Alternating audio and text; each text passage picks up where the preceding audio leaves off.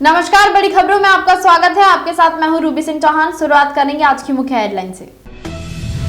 तमिलनाडु के थूथुकुडी पहुंचे पीएम मोदी। 17,300 करोड़ के प्रोजेक्ट्स की आधारशिला रखी। इसमें देश का पहला हाइड्रोजन हब पोर्ट शामिल। मणिपुर में किडनैप हुए एसपी को सुरक्षा बल ने छुड़ाया। मेतेई संगठन के लोग घर से उठा ले गए थे। इलाके में सेना तैनात की गई।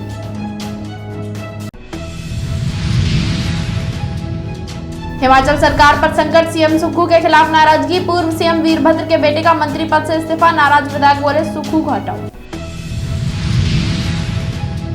एमपी, बिहार, झारखंड में आज भी बारिश का अलर्ट। 1-2 मार्च को ओले आंधी की आशंका। पहाड़ों पर बर्फबारी होगी। सरकार ने जमाते इस्लामी पर 5 साल के लिए बैन बढ़ाया। साहब बोले संगठन राष्ट्र के खिलाफ काम कर रहा। केंद्र ने 2019 में बैन लगाया था। प्रधानमंत्री नरेंद्र मोदी आज अपनी 2 दिवसीय यात्रा के दौरान तमिलनाडु के थूथुकुडी पहुंचे, जहां उन्होंने एक साथ कई विकास परियोजनाओं का उद्घाटन और शिलान्यास किया।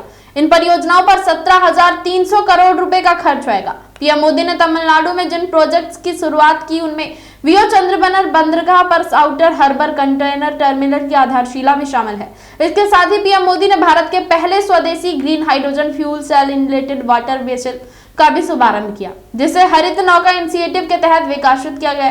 प्रधानमंत्री नरेंद्र मोदी ने 10 राज्यों और केंद्र शासित प्रदेशों में 75 लाइट हाउस में पर्यटक सुविधाओं को भी राष्ट्र को समर्पित किया। प्रधानमंत्री नरेंद्र मोदी ने तमिलनाडु में जनसभा को संबोधित करते हुए कहा कि मैंने एक बार मन की बात कार्यक्रम में कहा था कि देश के प्रमुख टूरिस्ट स्पॉट्स को विकसित किया जाता है। आज मुझे अलग अलग राज्यों में स्थित 75 लाइट हाउसों में विकसित की गई टूरिज्म फैसिलिटी को देश को समर्पित करने का सौभाग्य मिला है। ये नया भारत है। पीएम मोदी ने कहा कि समुद्री क्षेत्र के साथ साथ रेल और सड़क से जुड़ी कई विकास परियोजनाएं भी आज यहां शुरू हुई हैं। विद्युतीकरण और रेल लाइन के दोहरीकरण के काम से दक्षिण तमिलनाडु और केरल के बीच कनेक्टिविटी और बेहतर होगी। पीएम मोदी ने कहा कि आज मैंने 5,000 करोड़ रुपए की 4 बड़ी परियोजनाओं का उद्घाटन किया है, जिसमें राज्य की सड़क कनेक्टिविटी में सुधार होगा, यात्रा का समय कम होगा और पर्यटन और उद्योग को भी बढ़ावा मिलेगा। वहीं मणिपुर में मंगलवार को किडनैप हुए एडिशनल एसपी अमित मायंगम को पुलिस और सुरक्षा बल ने छुड़ा लिया है। उनका अपहरण मेतेई संगठन आरंबाई तेंगलोल के कैडर ने किया था। इम्फाल ईस्ट की यह घटना मंगलवार शाम करीब 6:20 की है। अधिकारियों ने बताया कि एसपी अमित को अस्पताल में भर्ती करवाया गया है, जहां उनकी हालत स्थिर है। न्यूज एजेंसी के मुताबिक इम्फाल ईस्ट में एक बार फिर तनाव का माहौल है। इस बीच स्थिति को कंट्रोल करने के लिए सेना बुलाई गई है और इलाके में असम राइफल्स की 4 टुकड़ियां तैनात की गई हैं। मंगलवार शाम मेतेई संगठन के कुछ लोगों ने एसपी अमित के घर पर हमला कर दिया था। इस दौरान सुरक्षा गार्डों और हथियारबंद बदमाश के बीच फायरिंग भी हुई, जिससे 4 वाहन क्षतिग्रस्त हो गए। इसके बाद मेतेई लोगों ने अमित का अपहरण किया। दरअसल एसपी अमित से कुछ दिन पहले वाहन चोरी के आरोप में मेतेई संगठन आरंबाई तेंगलोल के 6 सदस्यों को गिरफ्तार किया था। इसके बाद संगठन ने उनके सदस्यों की रिहाई को लेकर विरोध प्रदर्शन भी किया था। वहीं हिमाचल प्रदेश की कांग्रेस सरकार पर संकट गहराता जा रहा है। मंत्री विक्रमादित्य सिंह ने इस्तीफा दे दिया है। उन्होंने बुधवार को प्रेस कॉन्फ्रेंस में ऐलान किया। विक्रमादित्य सिंह हिमाचल के पूर्व सीएम वीरभद्र सिंह के बेटे हैं और सुक्खू सरकार में पीडब्ल्यूडी मंत्री हैं। प्रेस कॉन्फ्रेंस में विक्रमादित्य सरकार से नाराज दिखे। उन्होंने यहां तक कहा कि मुझे अपमानित करने की कोशिश की गई। विक्रमादित्य सिंह ने कहा, सबके योगदान से हिमाचल में कांग्रेस की सरकार बनी है, जो कार्यप्रणाली सरकार की रही है। मैंने कभी कुछ नहीं कहा। मेरे लिए महत्वपूर्ण नहीं है, मेरे लिए लोगों का विश्वास जरूरी है। विधायकों की आवाज दबाने की कोशिश की गई है, जिसका नतीजा आज हमारे सामने है। ये विषय लगातार पार्टी हाईकमान के सामने उठाया गया। जिस तरीके से निर्णय लेने चाहिए थे नहीं लिए गए। केवल ये कहना कि वादे किए हैं तो बस काफी नहीं, उन्हें पूरा भी किया जाना चाहिए। मैं आहत हूँ। विक्रमादित्य ने कहा, मैंने हमेशा मुख्यमंत्री का सम्मान किया है। 1 साल में हमने पूरी मजबूती से सरकार का समर्थन किया। मुझे अपमानित किया गया है।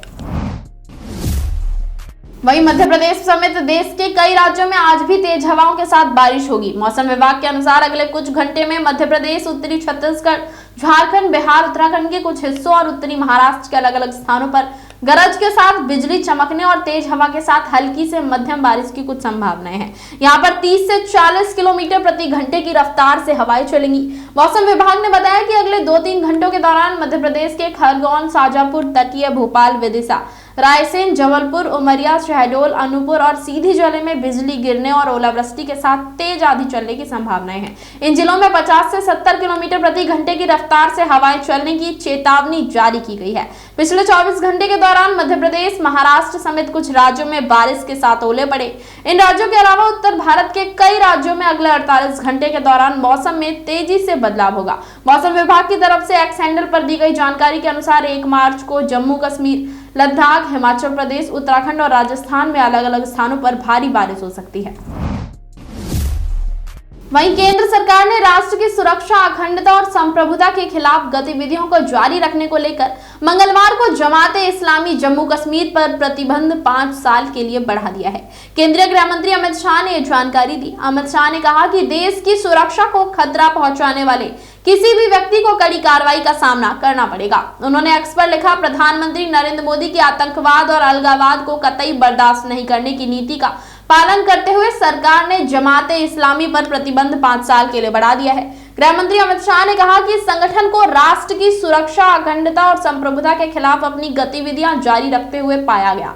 इसे पहली बार 28 फरवरी 2019 को गैर कानूनी संगठन घोषित किया था। राष्ट्रीय जांच एजेंसी के आतंकी फंडिंग के सिलसिले में कश्मीर में उसके कई परिसरों पर छापेमारी के कुछ दिन बाद केंद्र की ओर से जमात पर कार्रवाई की गई है। ये छापेमारी जम्मू, बडगाम, कुलगांव, अनंतनाग और श्रीनगर में की गई। छापे में कई हानिकारक दस्तावेज और डिजिटल रिकॉर्ड जब्त किए गए, जिनमें कथित तौर पर आतंकी गतिविधियों में जमात की संलिप्तता का दस्तावेजीकरण किया गया है। बता दें कि दिसंबर 2022 में जम्मू कश्मीर राज्य जांच एजेंसी ने घाटी के 4 जिलों में जमात की 100 करोड़ रुपए की कई संपत्तियों को जब्त कर लिया था।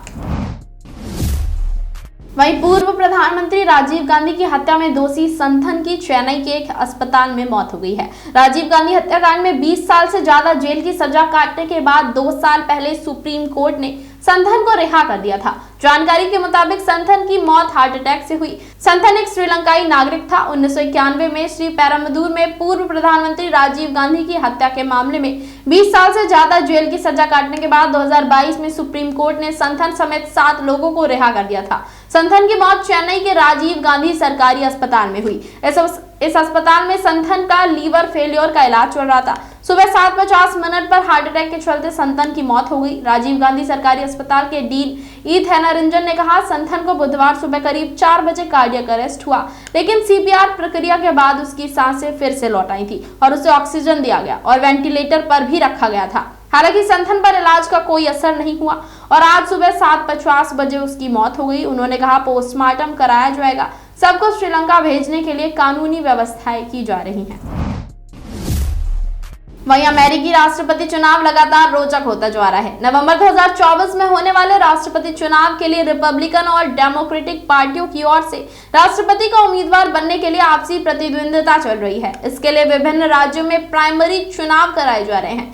रिपब्लिकन की ओर से पूर्व राष्ट्रपति डोनाल्ड ट्रंप ने अपनी निकटतम प्रतिद्वंदी निकी हेली को साउथ कैरोलिना के बाद अब मिशिगन के भी प्राइमरी चुनाव में हरा दिया है। वहीं राष्ट्रपति जो बाइडेन भी मिशिगन के प्राइमरी चुनाव में जीत दर्ज की है। एसोसिएटेड प्रेस के अनुसार अमेरिका के राष्ट्रपति जो बाइडेन और पूर्व राष्ट्रपति डोनाल्ड ट्रंप ने मिशिगन प्राइमरी चुनाव में जीत हासिल की है। बाइडेन ने मिनेसोटा से डीन फिलिप्स को हराया, जो डेमोक्रेटिक प्राइमरी में उन्हें टक्कर दे रहे थे। वहीं ट्रंप ने मिशिगन प्राइमरी में जीत के साथ ही अब तक 5 प्राइमरी चुनाव में जीत दर्ज की है। मिशिगन में उनका मुकाबला संयुक्त राष्ट्र में अमेरिका की पूर्व राजदूत निकी हेली से था। अमेरिकी राष्ट्रपति पद के चुनाव में रिपब्लिकन उम्मीदवार बनने के प्रबल दावेदार डोनाल्ड ट्रंप अब तक 5 प्राइमरी चुनाव में जीत हासिल कर चुके हैं। वहीं दिल्ली सरकार और राज्यपाल के बीच फिर से तल्खी बढ़ती नजर आ रही है। जानकारी के मुताबिक दिल्ली के उपराज्यपाल ने दिल्ली सरकार की सोलर पॉलिसी को फिलहाल रोक दिया है। सीएम केजरीवाल ने कुछ दिन पहले ही एक प्रेस कॉन्फ्रेंस कर सोलर पॉलिसी का ऐलान किया था। केजरीवाल ने कहा था कि सोलर पॉलिसी से दिल्ली के बिजली के बिल 0 हो जाएंगे। दिल्ली के अरविंद केजरीवाल सरकार खुद को शिक्षा और स्वास्थ्य के क्षेत्र में क्रांति की झंडाबरदार बताती है। इसके अलावा केजरीवाल सरकार जिस एक चीज के लिए अपनी पीठ थपथपाने से गुजर नहीं करती, वो है बिजली का बिल। दिल्ली में फिलहाल 200 यूनिट की बिजली खर्च करने पर कोई चार्ज नहीं लिया जाता। वहीं 200 यूनिट से लेकर 400 यूनिट के बीच बिजली का चार्ज आधा माफ है और 400 यूनिट से ऊपर खर्च करने वालों को पूरा बिजली का बिल चुकाना होता है। केजरीवाल सरकार ने पिछले महीने के आखिर में नई सोलर नीति की घोषणा करते हुए बिजली का बिल जीरो करने का वादा किया था। अरविंद केजरीवाल ने नई सोलर पॉलिसी की घोषणा करते हुए सोशल मीडिया प्लेटफॉर्म एक्स पर जानकारी दी थी कि जो भी नई नीति के तहत अपने छत पर सोलर पैनल लगाएंगे उनके बिजली का समूचा बिल जीरो हो जाएगा। साथ ही सोलर पैनल लगाने वालों को हर महीने 700 रुपए से लेकर 900 रुपए तक के फायदे की भी बात की थी, मगर उपराज्यपाल के रोक के बाद अब ये मामला ठंडे बस्ते में जाता हुआ दिख रहा है। नई सोलर पॉलिसी के तहत उन सभी सरकारी इमारतों पर सोलर पैनल लगाना अनिवार्य किया जाना था जो कम से कम 500 स्क्वायर मीटर के दायरे में फैली हैं। इसी के साथ इस बुलेटिन में फिलहाल इतना ही। ऐसी ही तमाम बड़ी अपडेट्स के लिए जुड़े रहें हमारे साथ और देखते रहें न्यू इंडिया न्यूज नेटवर्क।